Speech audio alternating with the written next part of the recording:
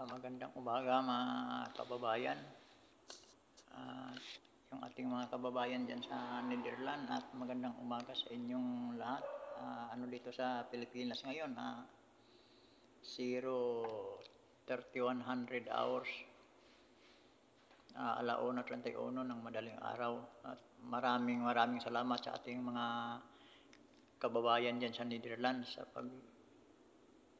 pagkita o pagpakiramay kay former President Duterte nga ipinagkaluno ng ating ating Judas Marcos presidente.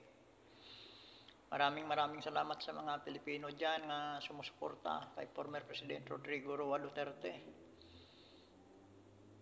At nakakatuwa, kahit saan pang sulok nila itapon si PRRD, hindi talaga nawawalaan ng supporters. Yan ay isang patunay lamang na isang magaling at isang mabait na leader si former President Duterte. Mapa-Pilipino man o mapa-ibang lahi ay nagpakita ng simpatiya at suporta sa ating mahal na Presidente Rodrigo Roa Duterte. Andyan sa Rotterdam, maraming salamat sa inyo mga kababayan diyan sa Rotterdam, Netherlands.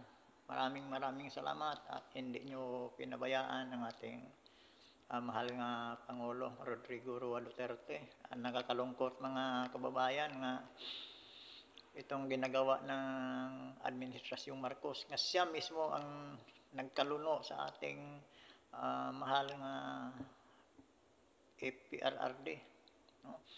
Itinatanggi pa nila nga wala daw silang kinalaman, pero mismo ang nagbigay ng pahayag ang isang opisyal ng ICC nga wala daw silang kinalaman diyan. Ang nagbigay daw sa kanang ang may pakana niyan, ang may gusto niyan, ang nagplano talaga niyan ay si Marcos Jr. at ang kanyang mga galamay, Medyo minamalas talaga itong Judas nga Marcos. Kasi ang akala nila nakakapabor sa kanila itong ginagawa nila sa kay PRRD. Ang hindi nila alam, monitoring sa buong mundo, ang iba't ibang leader sa buong mundo nagpakita ng simpatiya sa ating former President Rodrigo Roa Duterte, Si Donald Trump, isang vice friend ni PRRD, hindi si Marcos Jr. ang pinakampihan. Hindi tinalikuran ni Donald Trump ang ating mahal nga President Rodrigo Duterte. Thank you, Mr. President Donald Trump. Thank you for your support of our President Rodrigo Duterte. At may mga mensahe pa si Donald Trump kay Marcos Bangag Jr. Medyo talaga sila ngayon mga kababayan, medyo inaalat itong pamumuno ni Marcos, Kasi itong nangyari kay Duterte, lalong sumikat ang pangalan ni Duterte. Ang laman ng mga pahayagan ng iba't ibang mga kababayan sa iba't ibang bansa, ang laman, ang headline ng kanilang pahayagan ay arrested former Philippine President Duterte. Putok na putok pa rin ang pangalan ni Duterte. Ang masaklap pa ay umaani ng simpatiya sa iba't ibang leader sa buong mundo itong ginagawa nila kay Duterte, Ang simpatiya na kay Duterte, hindi sa Administrasyong Marcos. Si Donald Trump desmayado sa ginagawa ni Bongbong Marcos.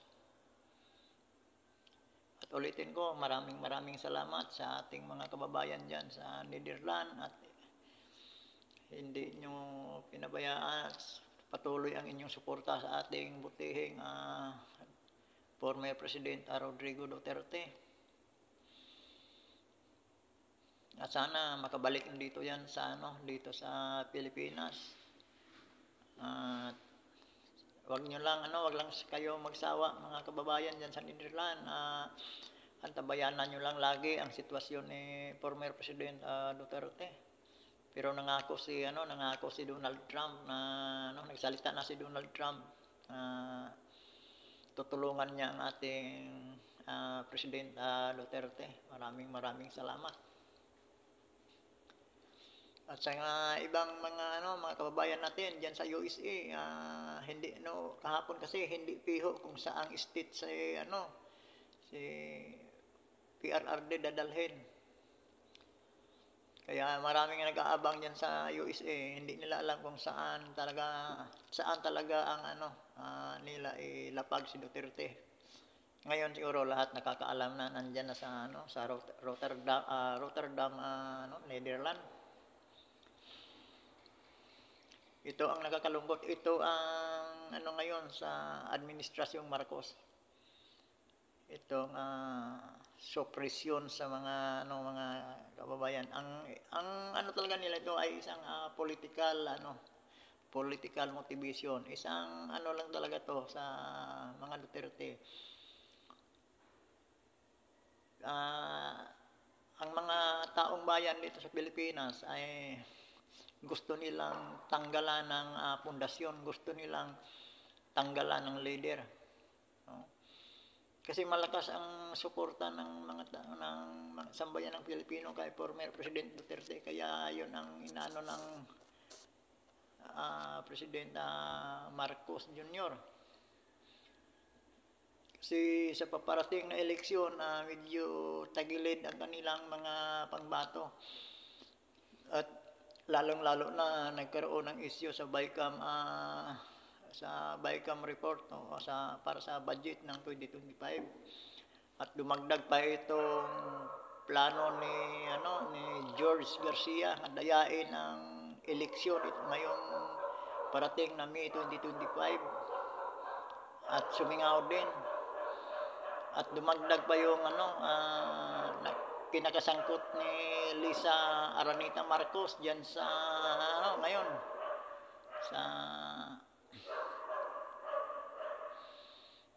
saan bansa ba ito?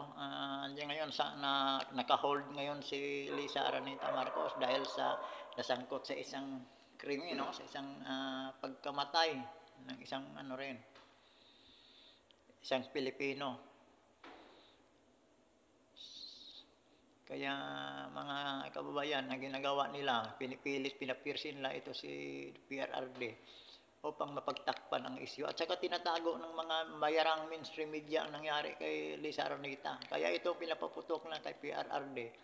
Ang problema, lalong sumingaw yung pinakasakmutang kaso ni Lisa Marcos dyan sa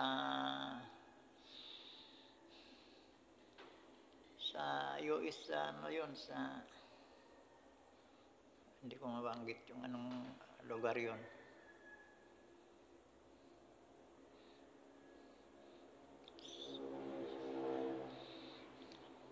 Hindi ko mga kababayan, hindi ko mabigkas yung lugar ngayon kung saan naka-hold si Lisa Araneta Marcos. Medyo napasama. Hindi pabor ngayon itong ginagawa ng mga ginagawa ng administrasyong Marcos. Ang akala nila ay pabor sa kanila, ay nagkamali sila. No? Ngayon nanganganib nanganganib ang administrasyong Marcos at medyo inaalat sila si Donald Trump hindi pinabayaan ng kanyang kaibigan, no? Andyan pa rin ang suporta ni Donald Trump at simpatiya niya kay PRRD. Kasi itong ginagawa nilang dahilan kaya si PRRD pilit nilang pinadala dyan sa ICC kahit hindi ang ICC ang may patungkol dito sa mga krimen daw sa war on drugs ni PRRD noon. Ang stand ni Donald Trump sa ni PRRD patungkol sa droga parehas, isa ang layunin nila, sugpuin ang droga.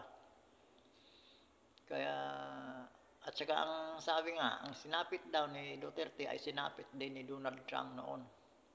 Kaya yung simpatiya ni Donald Trump, nandoon din talaga sa kanyang kaibigan na si former President Duterte. Ulitin ko mga kababayan dyan sa Netherlands, maraming salamat sa suporta nyo sa ating mabait at may malasakit sa bayan na si former President Rodrigo Roa Duterte. At maraming salamat, ingat kayo dyan sa Netherlands at saka sa lahat ng ating mga kababayan dyan sa iba't ibang panig sa mundo, lalong-lalo na dyan malapit sa kinakalagyan ngayon ni former President Duterte. Kahit hindi man kayo makapunta sa Netherlands, kung medyo malayo-layo kayo, tutukan lang natin itong ni President Duterte. Pero nangako na si US President Donald Trump, tutulungan niya si former President Duterte at hindi daw niya pababayaan. Maraming salamat. Di ko na lang pabain itong aking video kasi nakita ko lang ngayon sa pagbukas ko ng cellphone, nakita ko lang itong live ng dyan sa Netherlands nga, at nakakatuwa ang ating mga kababayang mga Pilipino at andyan at hindi pinabayaan si former President Duterte. At hindi lang mga Pilipino, pati ibang lahi andyan, makikita sa itong video na to, nung pagbukas ko makikita may iba't ibang mayroong iba't ibang lahi, may mga puti na nandyan nakikisimpatiya sa ating mahal na President Duterte. Ang nagkapagtataka lang, yung ibang lahi nakikisimpatiya kay Duterte, pero dito sa Pilipinas ipinagkaluno si Duterte sa ICC. Yun lang ang hindi ko lubos maisip kung bakit lalong-lalo na itong ating mga kapulisan nga noong araw ay sila talaga ang binibigyan ng atensyon ni PRRD. Noong araw kung hindi lang naging presidente si Duterte, ay napakaliit lang ng sahod ng pulis at saka sa mga sundalo. Tapos ngayon, natapos ang termino ni Duterte, ay sila pa mismo ang nagmastos sa ating mahal nga President Duterte. Lalong-lalo na yung General Torre. Hindi ko makakalimutan itong ginagawa ng General Torre. Ito mga pulis na to dito sa Pilipinas, mga walang utang na loob. Dinoble ni President Duterte ang kanilang sahod nung naupo si President Duterte. Dahil nakapagababa lang ng sahod mga pulis at mga sundalo, kawawang-kawawa sila. Ang dami nang dumaan ng presidente pero hindi tinaas ang kanilang sahod. Nung naupo si Duterte, tinaas ang kanilang sahod kasama mga teacher, pulis at sundalo. Pero ngayon, sa ginawa nila kay President Duterte nga binastos nila. Yun lang mga kababayan, at malungkot nga nangyayari dito sa Pilipinas at nakakatuwa na rin din dahil sa suporta niyo diyan sa ating butihing President Duterte. At magandang umaga. Ingat kayo diyan sa Netherlands at saka sa iba't ibang panig ng mundo, mga kababayan. Ingat kayo, huwag kayong magkumpiyansa, doble ingat lang at lagi lang tayong manawag sa Panginoon. Mananalig lang tayo lagi sa Panginoon at sana makaraos din tayo sa problemang hinaharap ng ating presidente. At magandang umaga sa mga kababayan, Biker Adventure, YouTube channel. Baka mga kababayan, mayroon sa inyo hindi nakapag-subscribe sa aking munting YouTube channel, paki-subscribe na lang kung pwede. Maraming salamat.